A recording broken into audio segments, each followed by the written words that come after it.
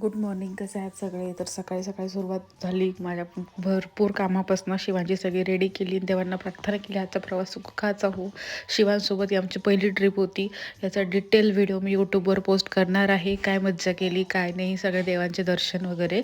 आणि याच्यामध्ये फक्त छोट छोटा क्लिप्स ॲड केला आहे. ट्रेन फार लेट झाली होती, 2-3 तास जवळपास लेट झाली. त्यामुळे आम्ही सगळे खूप बोर झालो होतो, कारण की आमची पहिली ट्रेनची सफर होती आमच्या तिघांचीही. तसे आमच्यासोबत अजून 2 कपल होतेच, पण मग त्यांच्यासोबत असं मस्त मी धिंगाणा घातला बऱ्याच पोरांनी सुद्धा आणि मज्जा केली. फायनली ते स्टेशनला पोहोचलो, ते म्हणजे अक्कलकोट, रात्री 10 वाजता.